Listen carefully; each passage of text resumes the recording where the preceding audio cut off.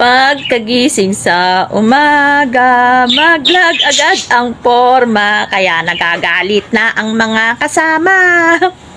De, share ko lang yung yung sili. Mga tanim na sili namin dito kasi daming bulaklak, tapos nagbubunga na iba-ibang variety. Baliktad. Naging yung ibon nakikisali. Yan o. Baliktarin ko yung camera. Hindi eh. Ayan, mga sili to, iba-ibang variety. Meron na siyang bunga. Pero marami na kaming nakuhang talbos dito na iluto. Sinama sa tinola. O, ayan, may siling haba. Hindi ko alam kung anong tawag dito. Manghang yan. Tapos, eto, may bunga. Pabilog siya. Sili din yan.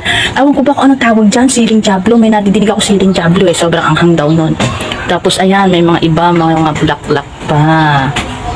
Asi. Ayan, meron pa dun sa kabila. Ayan, marami na kaming nakuhang talbos dito eh.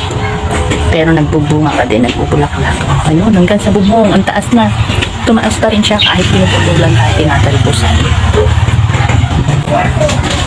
Mga sili, iba-ibang klase. Oh, meron ditong oregano. Si white ang gilid niya. May border na white.